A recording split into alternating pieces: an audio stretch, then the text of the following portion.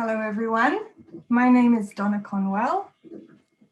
I'm Kelly Seacat, and we're your hosts for Scratch Space. Scratch Space is a virtual forum hosted by the Lucas Artist Residency Program at Montalvo Art Center, which is located in Saratoga, California, on the ancestral lands of the Ohlone people. With Scratch Space, we're bringing together visual artists, scholars, composers, activists, writers, and others to explore what kinds of radical imaginaries can unfold in this moment of pandemic, racial reckoning, economic uncertainty, civil unrest, and environmental crisis.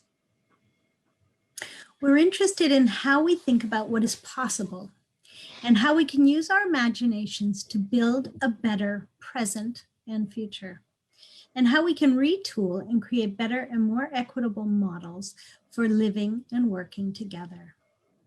So Donna, coming to us from the moon, tell us who we're going to be joined with today.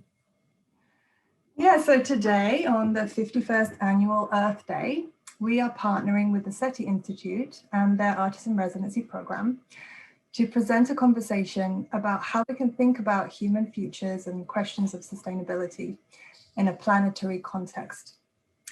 We'll be exploring what can cutting-edge research in Earth's most extreme environments tell us about life on other planets, and crucially, what can our understanding of other planets and their changing conditions tell us about possible futures here on Earth. We are joined today by Bettina Forget, Program Director of the SETI Institute Artist Program. Bettina is also a gallerist, art educator, researcher, visual artist, and professor, PhD candidate, and public scholar at Concordia University in Montreal, Canada. We're also delighted to welcome Rachel Obbard, a senior scientist at the SETI Institute and adjunct associate professor at Dartmouth College. Rachel specializes in the characterization of planetary ice and the development of instruments for in situ field characterization.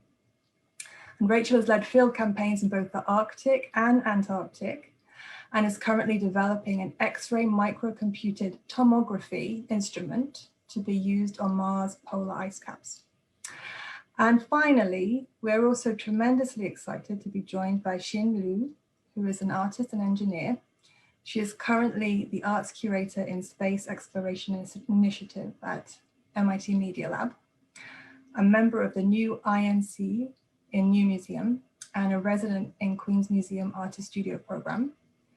Xin is a SETI Institute Artist in Residence from 2001 to 2002.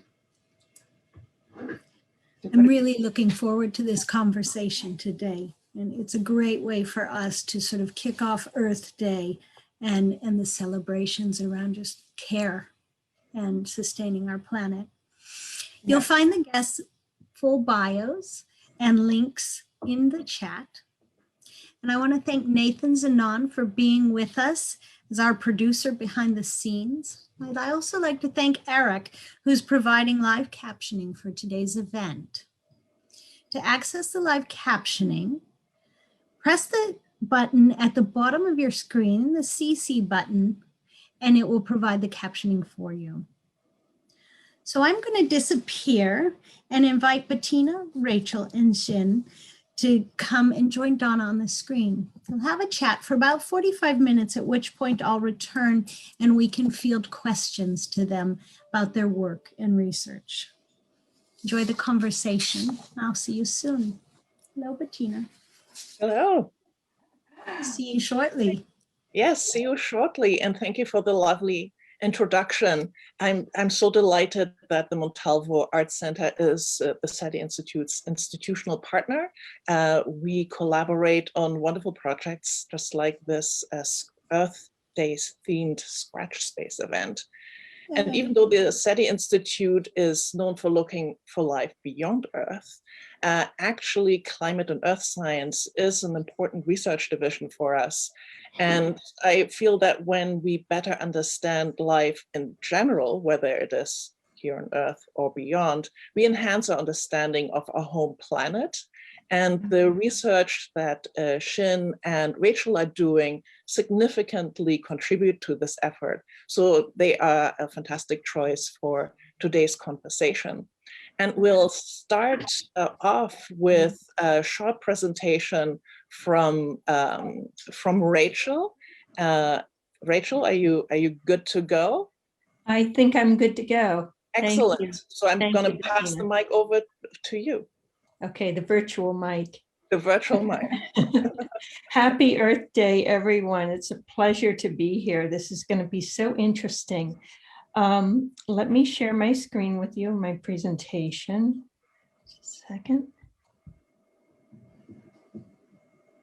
Okay, this will just be a brief presentation and introduction to myself and the work, some of the work that I've done, which you just heard about. Can everyone see my screen? Yes, we can. Okay, excellent. Okay. Can you still see it? Because I punched. Yes. This looks even better now. Okay, great. Okay. So thank you again for the welcome. As they mentioned, I'm Rachel Obbard. I'm a senior scientist at the SETI Institute, where I do work for both NASA and the NSF. And my work prior to joining SETI was primarily for the NSF, and that was the work that took me to both of Earth's poles. And I have here in the top left corner what I refer to as the gratuitous penguin picture, because people in my field find that we cannot give any presentation without the attendees wanting to see a picture of either a penguin or a polar bear, even if that's not specifically the subject we're speaking on, because, hey, penguins and polar bears are so much more exciting than almost anything. So there are your gratuitous penguins. I caught those fellas in Antarctica. They actually waddled in from the ice edge to investigate what the investigators were doing. These are very curious penguins. And here across the middle of the screen, you see what I think is one of the most beautiful images of ice. So these are thin sections from glacier ice from Antarctica. I always said that these patterns should be made into some kind of a beautiful silk scarf. So the first thing to know about Earth's icy places is that there's really two types of ice. There's glaciers and ice sheets. So when people talk about ice cores, they're usually referring to ice cores taken from glaciers and ice sheets. And these, of course, form from snowfall that's fallen over time, sometimes hundreds of thousands of years. And they contain evidence of past climate in terms of the gases that are trapped in the bubbles, the dust and ash layers that might be found from both from forest fires and volcanic eruptions. And this picture you see here on the lower left is a picture of an ash layer from an ice core in West Antarctica. And interestingly, this ash layer was from a volcano previously unknown. It was a subglacial volcano that was discovered with through the study of this ash layer in this ice core. So that's what we call meteoric ice. That's ice on land. And then you have sea ice. And sea ice, as you might imagine, is formed from freezing at the surface of the ocean. And it's much thinner. It's only 1 to 2 meters thick a year. But sea ice is incredibly interesting because it is it's very porous. Imagine a sponge. This picture here is a picture of sea ice reconstructed from X-ray tomography. And the green blobs you see are the brine channels that permeate the sea ice. Sea ice is the hiding place for the basis of the marine food web, the phytoplankton, which bloom every spring. And you see here on the right, an underwater picture. At the top is the base of the sea ice. You see some little fish beneath it. And that sea ice base is very crenulated, very craggy, and it has lots of little caves and places for the smallest members of the marine food web to live. As you've probably heard, sea ice is decreasing significantly in the Arctic. And the map here shows you the sea ice extent last year in September, which is the lowest part of the year, versus what it was, the median extent over the previous 30 years. You can see that it's decreasing a lot here. So obviously, this is one of the great concerns in my field, is the decrease of the Arctic sea ice and what that means both for global ocean circulation as well as for the marine food web. Interestingly, I thought I'd bring this up since it's Earth Day. One of the most interesting studies I did was with a group of students where we were looking for diatoms in that lower layer of Arctic sea ice, which we did find. They're members of the phytoplankton family. But what we also found, to our surprise, were microplastics. And you've probably heard about microplastics being found on beaches worldwide. They're tiny little bits of plastic, 5 millimeters or less, that come from our washing machines or from the breakdown of larger plastic debris in the ocean, or sometimes from the release of raw material that's destined to make larger plastic objects or to be included in cosmetics or health products. And I was very surprised to find these in samples of sea ice that had come from the middle of the Arctic Ocean, thousands of miles from any possible sources. And it just goes to show that ocean pollution is never local. Microplastics make their way around the world and into the ocean from many sources, including, as the map suggests here on the left, both airborne and ocean circulation, as well as river runoff. And that brings me to a very non-Earth subject, which is, interestingly, Mars has polar caps much like the Earth does. And in fact, as you probably know from the current exploration going on Mars, we believe that there was past surface water on Mars. There are certainly landforms that suggest that.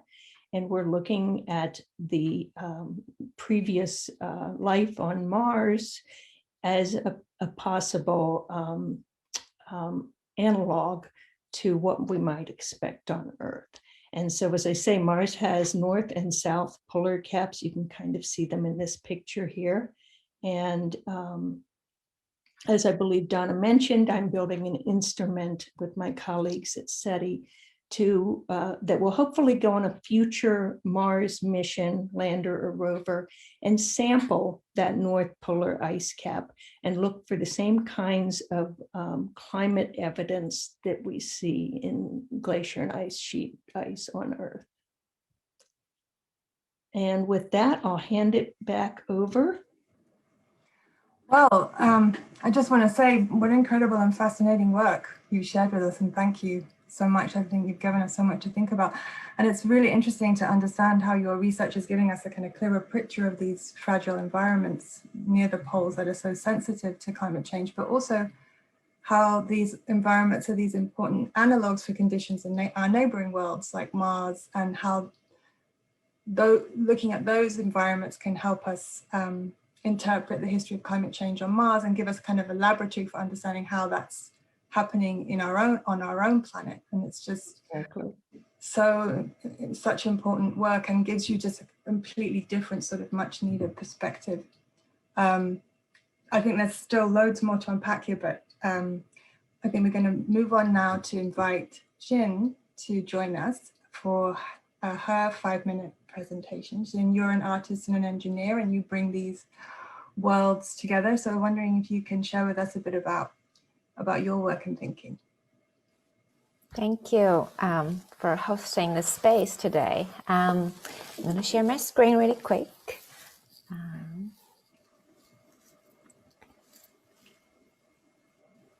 Is it full screen right now? Yes, full screen.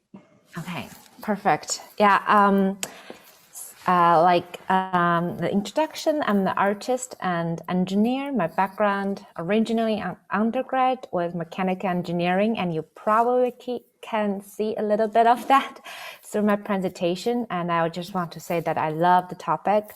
The title today, digging down into our planetary futures. I'm kind of trying to connect back to it a little bit in the presentation too. So for me, my first experience with the outer space was back in 2017, a more direct connection. At the time, I had the opportunity, very lucky, with MIT Media Lab, working on this kind of apparatus that I'll show a video as a talk. It shoots threads and drag you in the weightless environment. So it's equivalently almost transforming myself into a Spider Woman, but in space. So you can see this little handheld device I built, and it just basically shoots a bullet that is a magnet and attached to a panel that in front of me that you cannot see in the video. And then once the attachment is formed, it rewinds, and I'm being pulled. It's a bit like a reversed fishing mechanism, I would say. And I want to show this project because at the time when I was imagining this project, I was really thinking about this kind of almost advanced human presence in outer space that, as we now imagine in ISS, you're just floating up there, right? However, my experience of that weightlessness was almost the opposite of that. Because in the parabolic flight, what happens is the entire plane, the aircraft, is doing free fall in the midair. As you can imagine, instead of like lifts up, your body sensation, direct connection is falling, and more like the ground fell off from like below your feet rather than yourself flies up. That was kind of a, I would say, body opening experience for me to rethink about our relationship with gravity. And just by a matter of fact, that gravity never disappears. Even if we're in ISS, what happens is essential that essentially the vehicles are falling just around the orbit, and they're doing the rotation rather than they're floating off. So that was kind of an interesting moment when I start to rethink about relationship between lifting up and falling, and how we have been kind of understanding the movements and their correlation with, let's say the future and past, and advancements, or let's say failure in this context.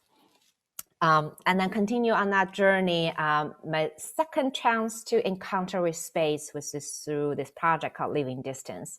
And it is, again, a robotic device and sculpture that carried a wisdom tooth. You probably can see it on the top, that went to space and came back. The story is really kind of about the idea of something living and living you, and come back. In a way, I think for me at the time, myself was thinking a lot about like homecoming and living home. For this project, we were very lucky that we collaborate with Blue Origin, that we launched the project in 2019 and went to the suborbital space and came back. In this project particularly, I was interested in the idea of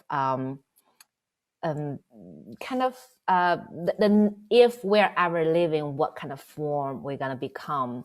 That's kind of why I built this robotic device, because I had a chat with a friend. We're talking about if we ever want to be an interplanetary species or society, the possibility that we will be able to achieve it with our organic form is relatively low.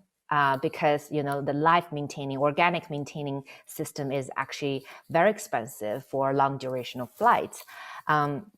And what does that mean, though, for our future advancement and our understanding of humanity if we step away from the earthbound? Are we still the kind of human or animal we think we were? So that's kind of the project at the time. And this is a shot of the device. You can see it's floating up there, actually in space in this particular moment, above the Karma line, 100 kilometer above the Earth's surface. And there was a Chinese old kind of tradition or saying that when the kid loses her teeth, if it's a top tooth, you bury it into the ground, and if there's a bottom tooth, you throw it high up to the ceiling. And that was a bottom tooth of mine. And continuing further away, I was very lucky to, again, had the opportunity working with MIT and proposed a payload to the International Space Station. But this time I really wanted to be a collective effort. So I designed this 3-layer telescoping structure. As you can see, it's very small, but 3-layer, and each layer has 6 pockets. So it's almost like a condominium apartments, and each layer rotates at different speed that create central forces that mimicking, let's say, a lunar and Martian gravity. And then on the top layer, it does not rotate, so it's maintained in the microgravity, which is, the status quo almost in ISS.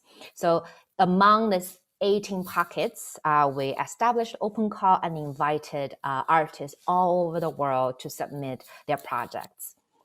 So if you're interested in know more about the project, because I only have 5 minutes, please take a screenshot here now. I assure you all the artist projects are just fascinating and really exciting, ranging from like stone sculptures to diatom, actually. And then for this project, we launched it to International Space Station last year at the beginning of March, right before COVID. We were very lucky. And then when it came back, it was very special because it became this kind of unique linkage among these artists who are all sheltered in space, but receiving this little pocket that traveled around the globe for 100 times during the months, and then we kind of shared that habitat together for a while. And among the 9 projects, one of them is my project called Unearthing Futures. Is a collaboration between me and a Peruvian artist, Lucia. It is a collective project between us and our friends and communities, and with potatoes.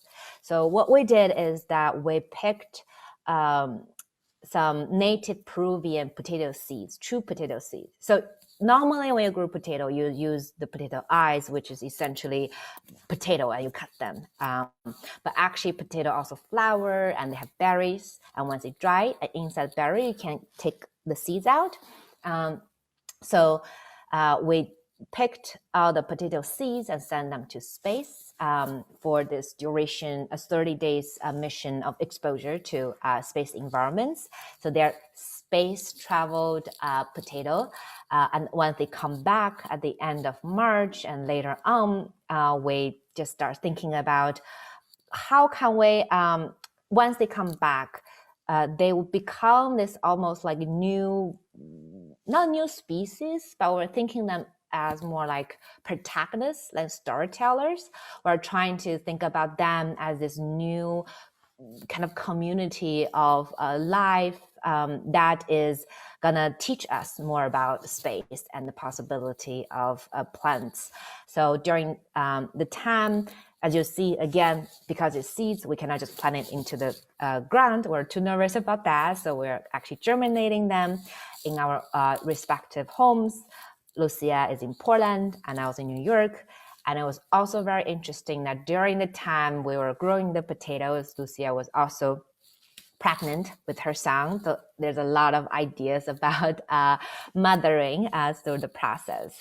And last year in winter, we harvest our first generation of potatoes. You can see they're very tiny because it grew from the seeds. And this spring, very soon, actually, we're gonna plant them again and trying to have the second generation of potatoes.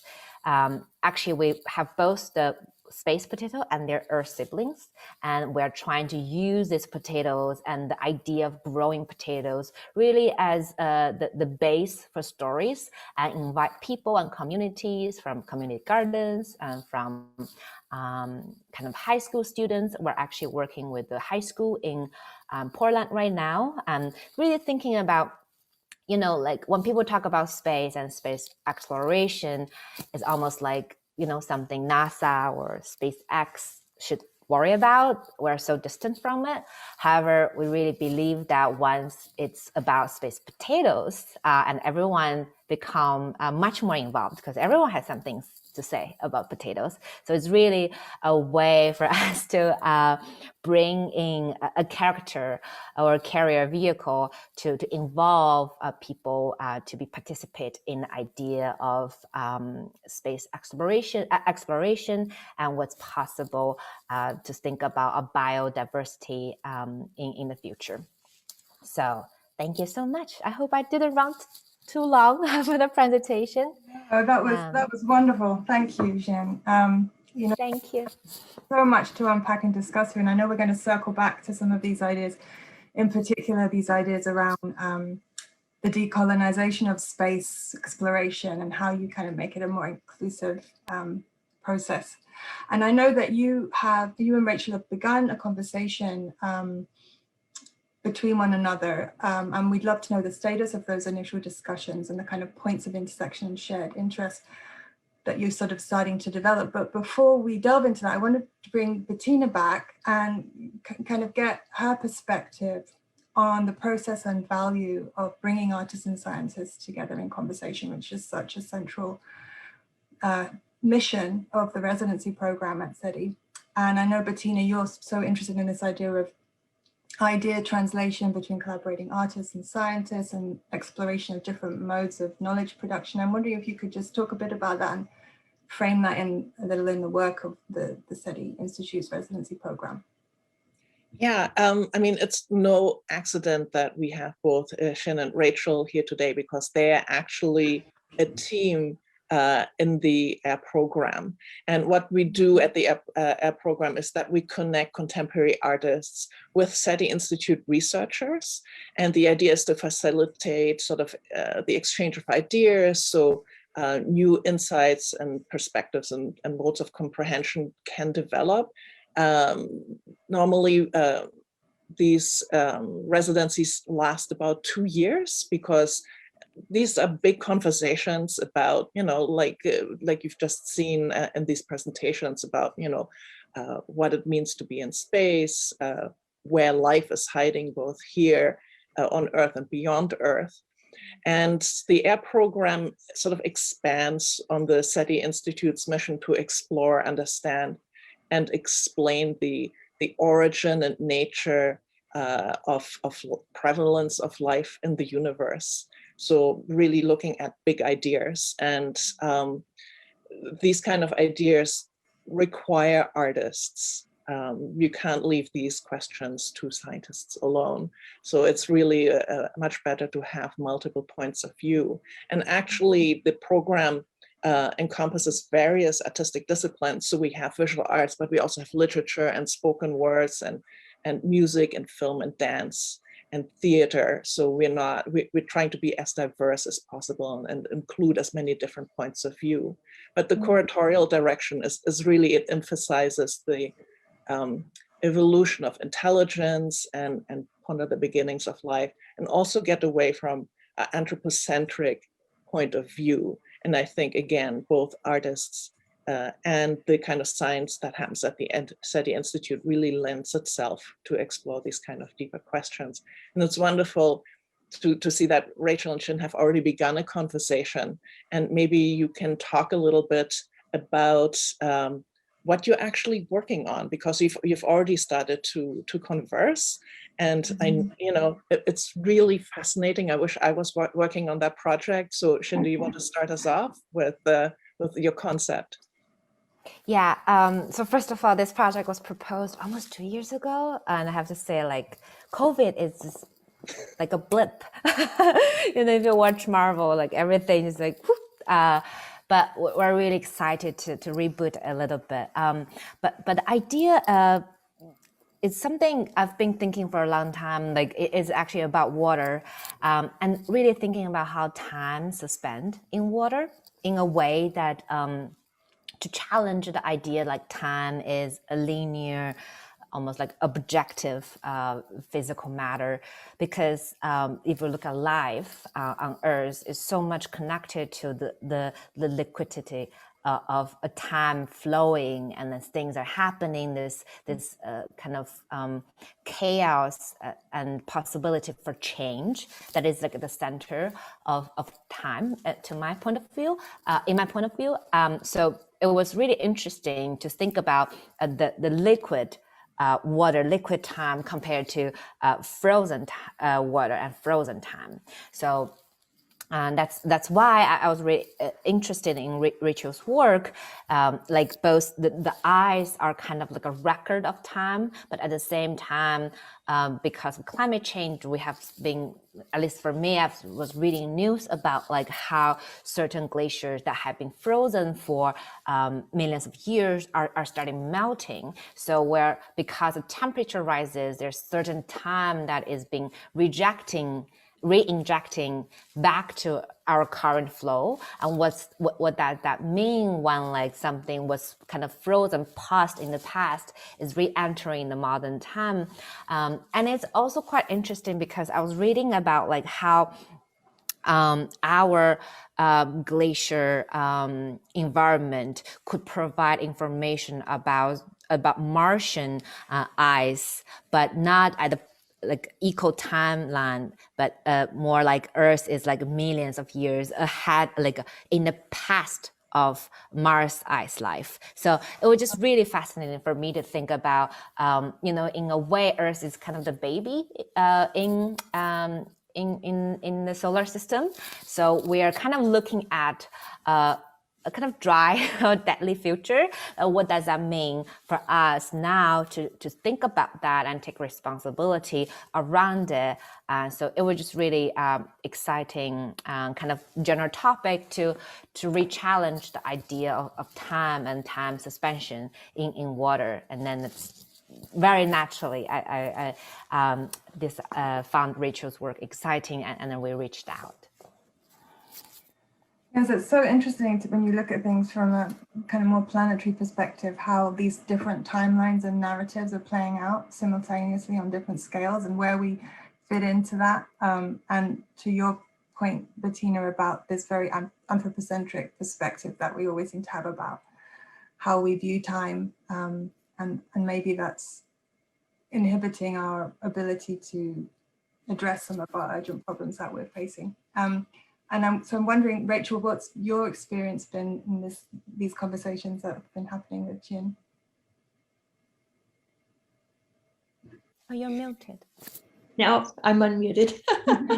Yeah, I really enjoyed my first conversation with Xin because I was able to bring back many of the things that I had experienced and seen in my Arctic and Antarctic work that were projects other people were working on as well. So one of the beauties of working at the poles is that you're in a team of scientists from all different disciplines who are looking at all different kinds of things. And there were people who were looking at the under ice life in the Ross Sea, and they had created that essentially a tunnel or a pipe that you could take a ladder and climb down into and look out these plexiglass windows. And that was where I took that picture of under ice life from, and it was amazing because, I mean, it was their fundamental research was looking at the life under the ice, but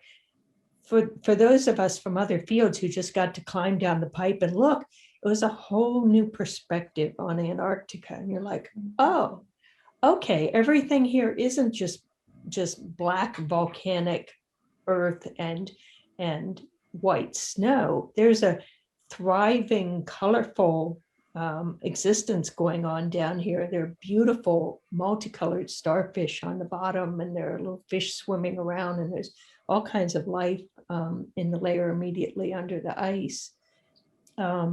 And my conversation with Xin reminded me of that because she started it by talking about life in extreme environments. And that was the first example I thought of, was the amazing life that goes on under the sea ice in a place that we might not otherwise think of finding it. And then I thought, you probably know that the current mission to Mars, the Perseverance rover, they're looking for signs of past life. And they're looking in what used to be a floodplain or a delta, essentially, and looking for evidence of past life. But then my conversation with Xin got me thinking, well, when we go and we look at, hopefully someday, the Mars North Polar layer deposits, and we actually take samples of the ice there, which we're going to look at in situ there on Mars, rather than trying to bring frozen samples back from Mars to Earth, what will we see? Is it possible that there's still life existing in those layers? So I think that example of different forms of life able to exist in environments that we otherwise wouldn't expect it kind of goes to the point that Xin was making about taking us out of place and time, and remembering that everything isn't this anthropogenic perception that we have of us now here on Earth.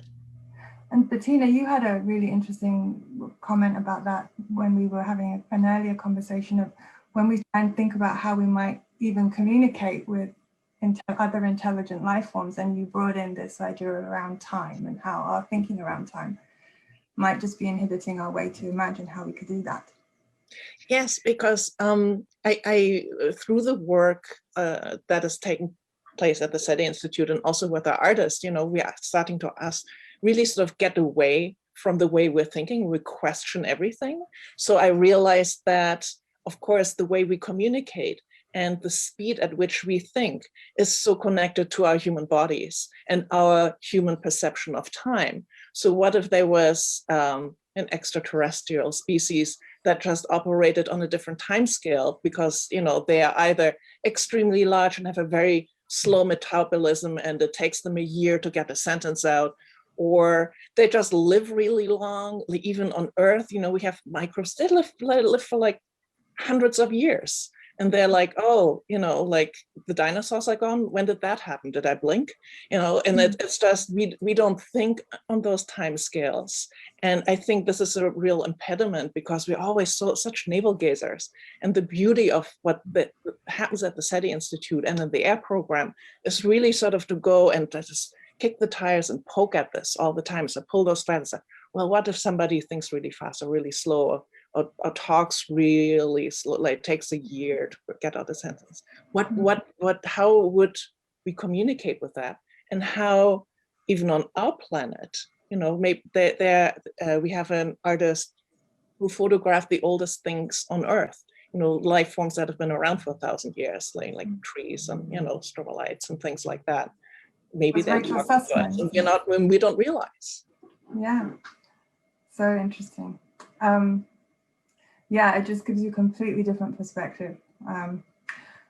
So I'd love to circle back now to Xin's Unearthing Futures project and see if we could kind of explore a bit more together these ideas around decolonialization of space and like what does that mean? I mean, there's an increasing number of nations and private companies going out into space. It's kind of becoming more and more important to think about who's going to have control over this environment, and how do we avoid replicating some of these more damaging colonial strategies that have led to environmental degradation and the unequal sharing of resources. So I'm wondering, what are your perspectives? What are the kind of treaties, et cetera, that are in place? What are the new ways of thinking that we need? And maybe Rachel, it might be interesting to start with you because you've been working so closely in the Antarctic, and that's a very interesting region in terms of thinking about these questions and claims around exploration and sovereignty, and maybe that can give us a lens to think about these bigger questions. Yeah, the Antarctic is a great example of what I think we could hope for in space exploration, in that there's an Antarctic treaty with a number of nations signed on to it who have all agreed to treat Antarctica only as a place to do scientific research, not to claim land or colonize. And to a great extent, all of these nations that are signed on to that treaty work very cooperatively in Antarctica. They host each other's scientists on their base. McMurdo, the main American base, is I guess, a landing spot or an inputting spot for scientists from a number of nations who then sometimes go on to their own bases. And it's a very collaborative environment. So it would be nice to think that we could develop something similar for our exploration of places in space.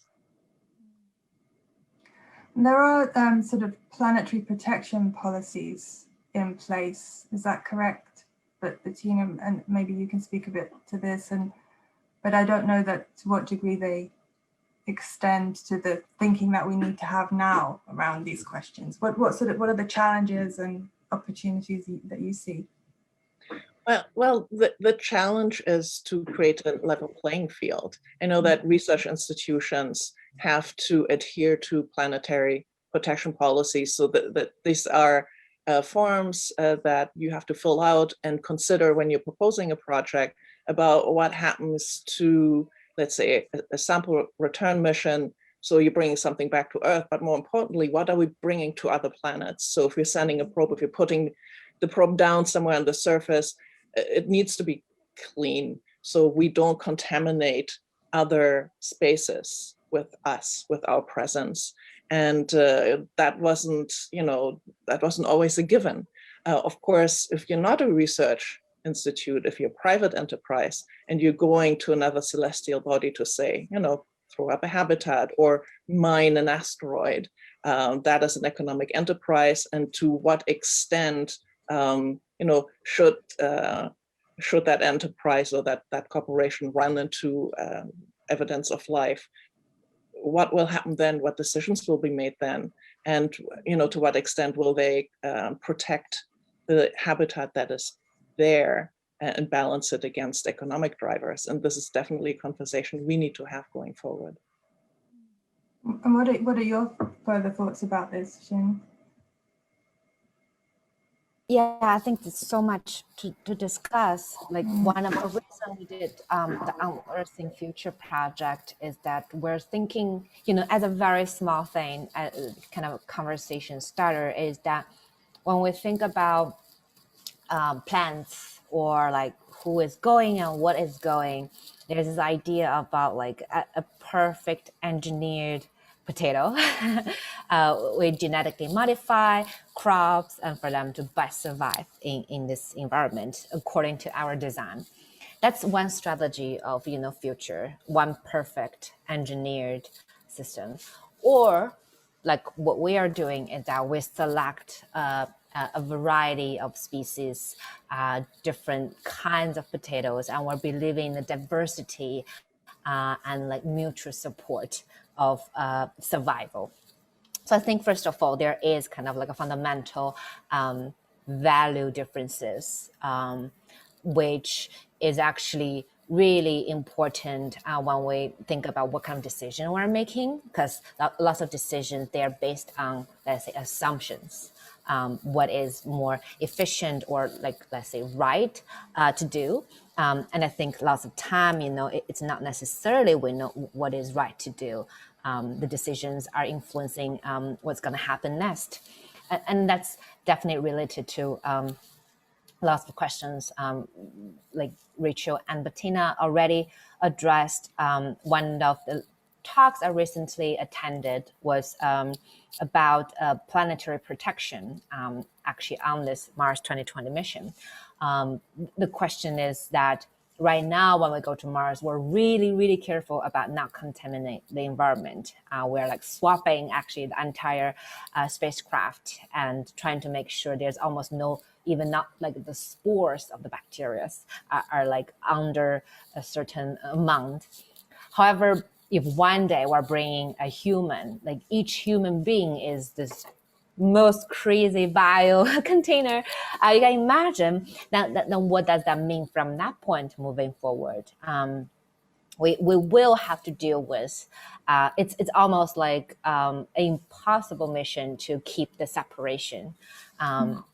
So I think that's something we just have to really confront that like, unless you just say we'll never go to Mars ever, any other conversation around it, we will have to deal with idea of contamination or maybe the word of contamination itself is inherently has certain value or privilege over like a stereo concept of cleanness. So maybe contamination is good. It's about fusing different parties. So I think there's a lot of questions around that. And I think we're even, more exposed to that nowadays because of the pandemic.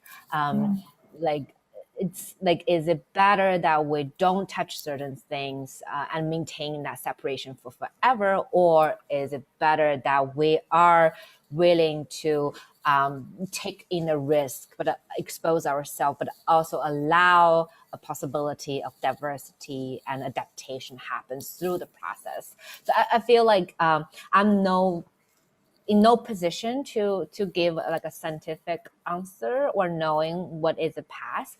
But I think one thing is quite possible, and I would like to like work towards, is that for all the different tracks, I think we should keep open-minded and thinking about even simulations or predictions of all of them, and just believe there are possible multiple ways to lead into the future, rather than say, okay, there's only one way we can achieve it and then get stuck with it.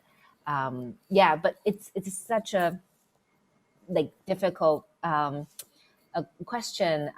Like Antarctica or even national park are like the earthbound experiments we have, but at the same time they are not they are on the contrary very much human made at the same time, right?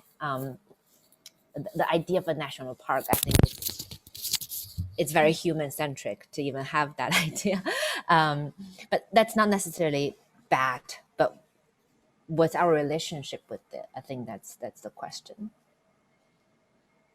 Are there sustainability guidelines for space research in place? I mean, is there any connection between like sustainability goals we have on Earth and what is being imagined in terms of space exploration? Is that a conversation? I think right now everyone is just figuring out as we go, and particularly because so far there's no so-called live presence. Of course, if we're defining life in only the way that we can observe in organic form, I think people are not too, dealing with the idea of sustainability or like environmental concern regarding inorganic materials yet, which I think is something we should actually also think about, perhaps. Actually, there was a really good questions in that talk, but it was not answered because it was very end. Because the planetary protection is on the two sides. One is you have to protect Mars, but also we have to protect the Earth. So whatever comes back, we also have to make sure we don't, end up in some crazy sci-fi film too quickly right after COVID. So the question is that what if we do find life on Mars? What do we do? Do we kind of just step back and, I don't know, make a zone of national park and let it stay? Or what is our decision around that? I don't think, I'm not aware of any active conversation on that yet. But SETI is probably the place, actually. Actually, Carl Sagan said, leave Mars to the Martians, years ago. That was his point of view, and that's one end of the spectrum. Other people say like, oh, just create a little like you just said, like little habitat. They're just little microbes. What do they care? We've got stuff to explore. Again, very human centric, and we need to question that. I think we need to go and explore with humility and approach another celestial body with the question, what can we learn from you? Please teach me, rather than we're going to colonize and make way, I'm coming, which seems to be the prevalent attitude. Yeah. Rachel, do you have anything you'd like to comment? Well, I was just going to add, from the perspective of planetary protection, obviously a lot of people are thinking very hard about this problem in both the directions that Xin talked about. in the direction of bringing samples back, the plan for bringing samples that are being collected by Mars 2020 back is really quite complex, and it's meant to protect Earth from anything that might be brought back. And it's a several step plan. The Perseverance is collecting samples, leaving them in tubes on the surface, and then future missions will launch those tubes into orbit and collect them and bring them back to Earth. So it's a several step plan meant to help prevent contamination from coming this way. And as has been mentioned, we go to great effort to make sure that we don't transfer contamination from Earth to Mars.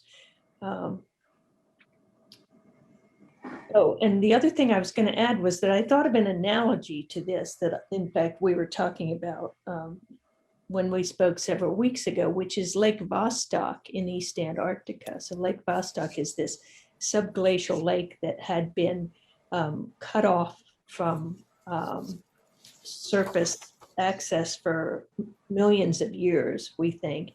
And when it was first discovered back in the 1960s, starting then, there were conversations for decades over whether and how to drill all the way in to the lake and puncture it. And for a long time, Lake Vostok, that region was drilled by the Russians. And for a long time, they stopped just short of puncturing into the lake for precisely the same question, because what do we introduce to this pristine environment that hasn't seen the surface for a million years, and what do we release?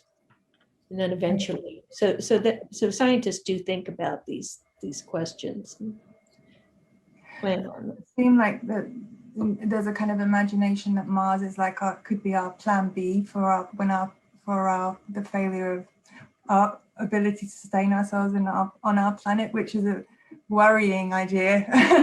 Yeah, that's very worrying. We've gummed this one up, so let's go try again. Oh. Right.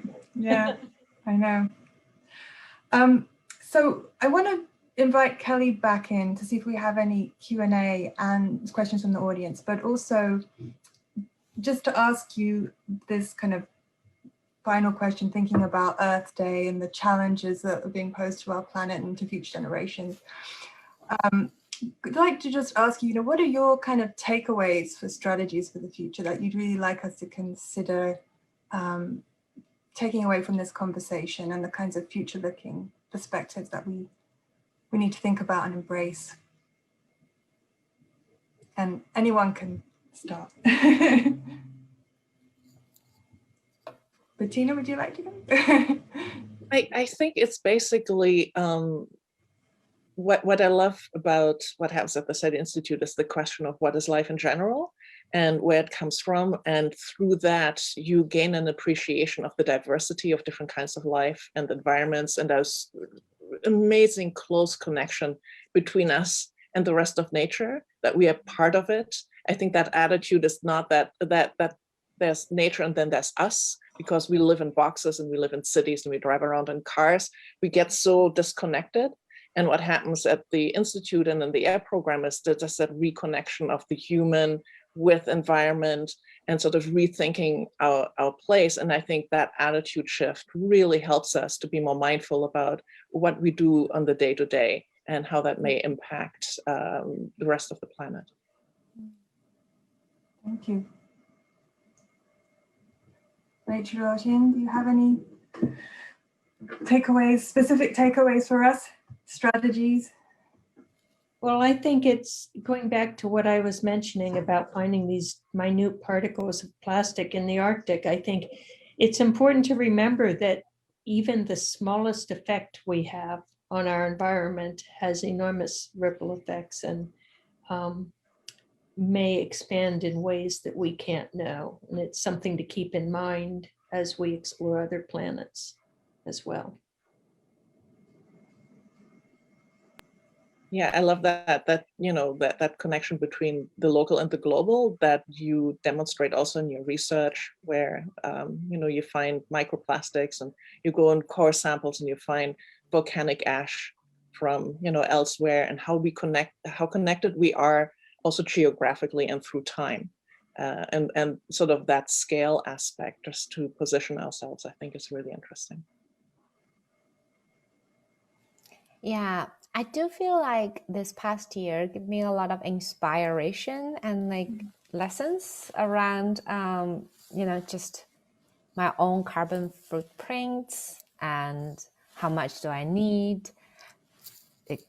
Basically, after you cook day to day at home, and especially growing the potato at home, it's very like an inwards experience that has been, of course, I'm not saying that lockdown is good, but I feel like it gave us a time to really think about, how much do we actually need on a day-to-day basis, and how we can still like enjoying certain essentials, and like even times like visiting different places, but in a much more reduced manner.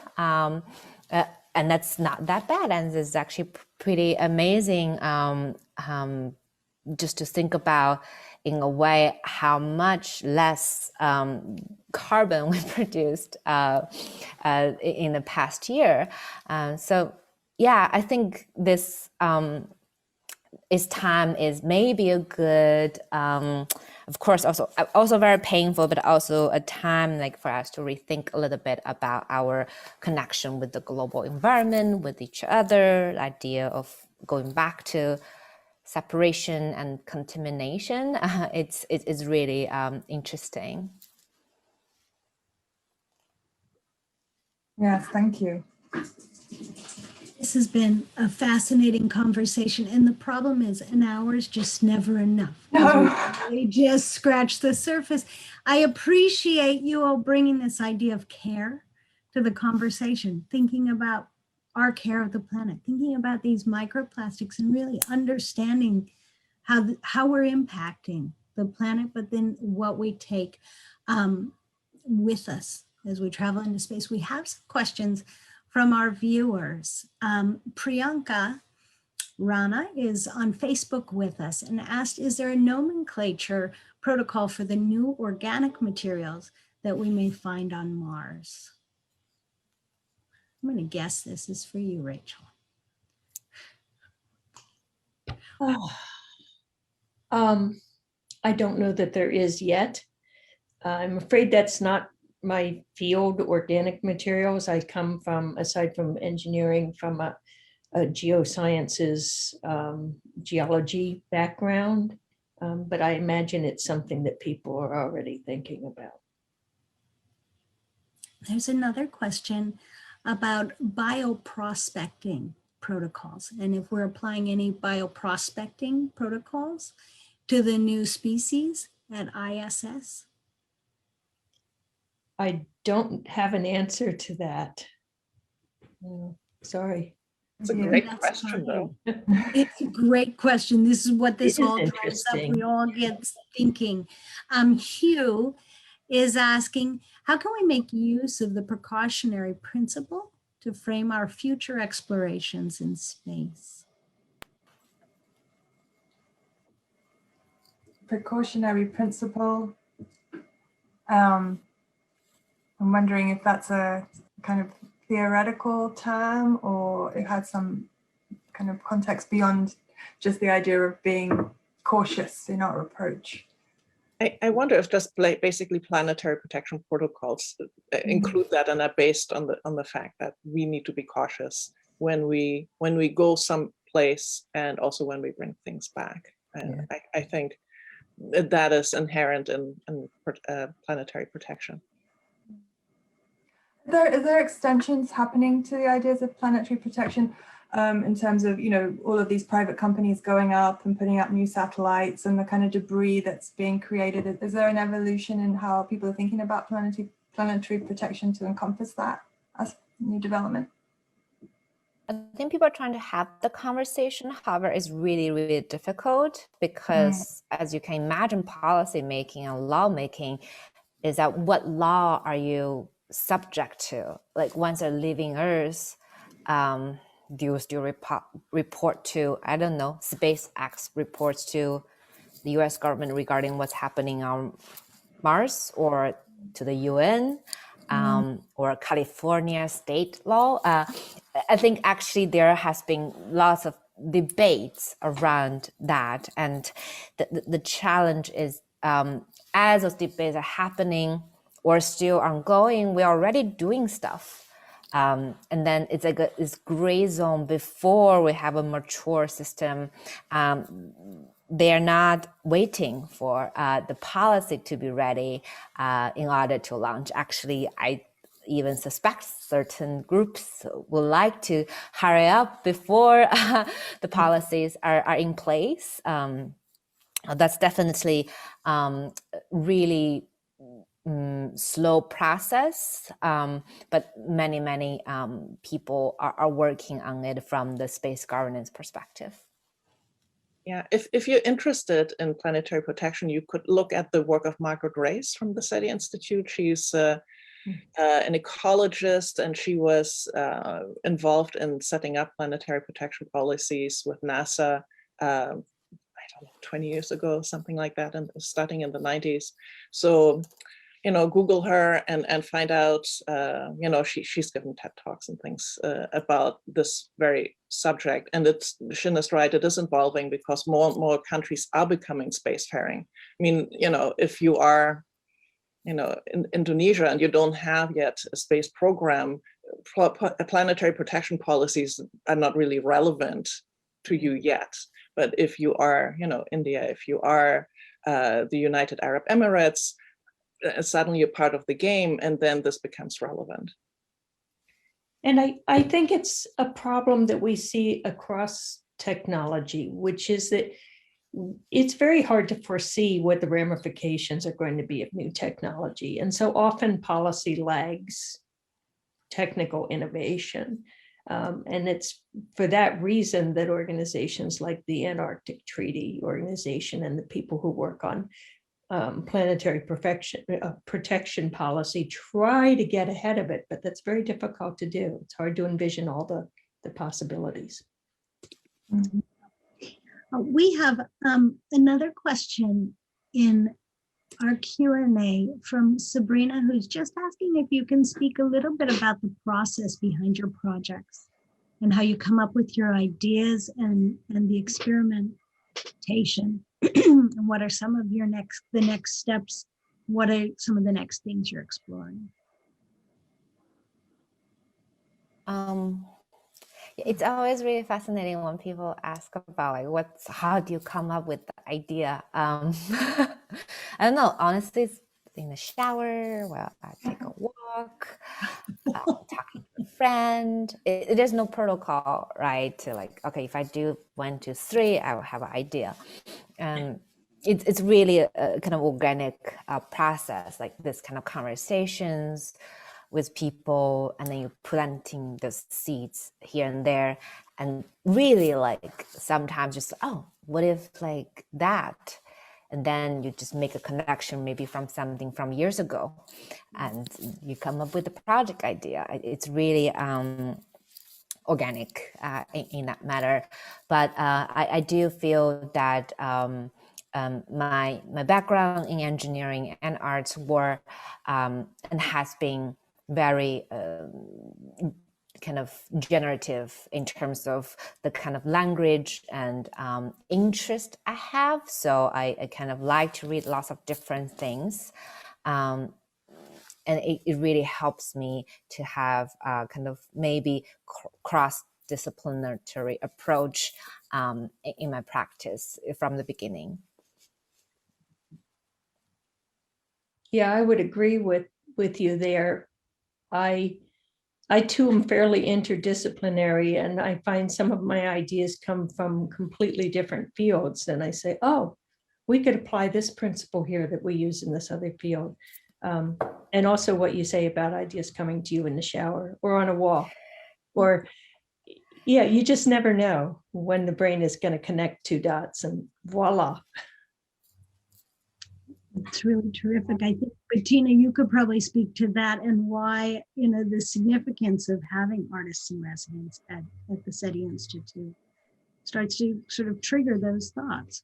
Yes, I mean, and I was about to add that this is the beauty of the AIR program, because most really interesting ideas are these sort of sparks and sort of catalysts between two non-related thoughts. You had like half an idea over there and it's been floating around for a while, then it meets another half of an idea and you go like, and the best way to do that is to get out of your one-track mind and to be what was used to be called a Renaissance man. And I'm hoping we're getting back to that, because the, splitting up the disciplines and all these sort of rigid fields is really not helping us.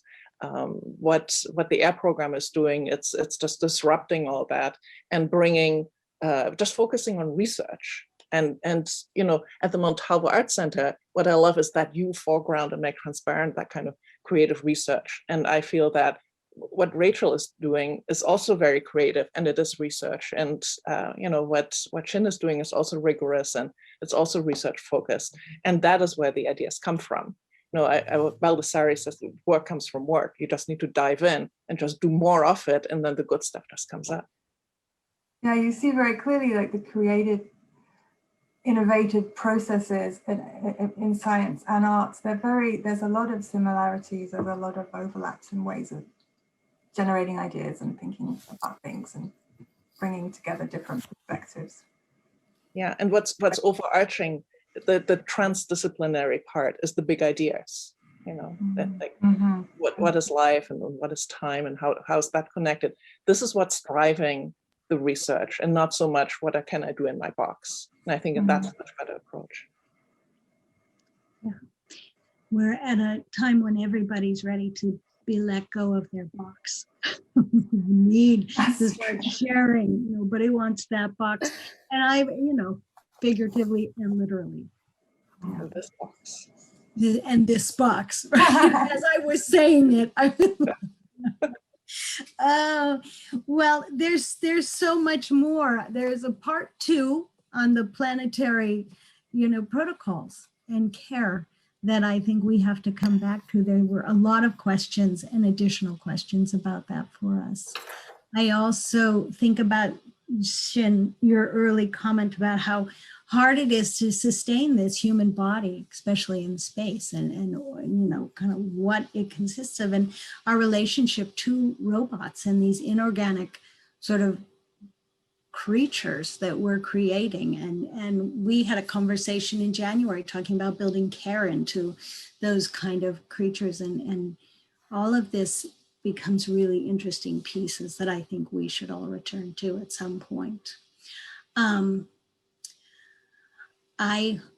Rachel needs to go, and yes.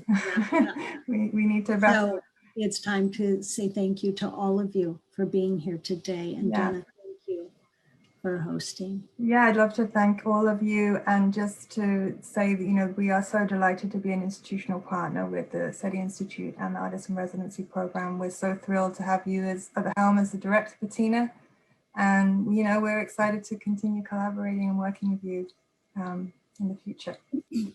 Same here. It is absolutely delightful. We're so on the same wavelength. So looking forward to more collaborations. Thank you, guys. Thank you, Rachel. And thank you all. Thank you so much for being here. Thank you. So if anyone needs to leave, you please feel free. But we're just going to, I'm going to just ask Kelly to let us know what's coming up in our next Scratch Base in 2 weeks. Absolutely. Thank you, Donna. On May the 6th, we'll be joined by the interdisciplinary artist, Maria Magdalena Campos-Pon, for a conversation about her work and her latest projects developed in 2020, just this last year, in relation to the social unrest that was happening across the country, across the globe. Campos-Pon launched the Engine of Art, Democracy, and Justice, a trans-institutional platform for academics, creatives, and social exploration aimed at fostering inclusive conversations about cultural interconnections and how we engage with the painful historic legacies that we all have and progress towards a more just and democratic future. We'll discuss this work as well as her project When We Gather, Compost Pond's multifaceted collaborative undertaking in 5-minute film that premiered in 2021 and celebrates the role of women in ushering in sweeping political change and progress across the United States and maybe into space. Thank you, Donna. Thank you. Thank you all for joining us today.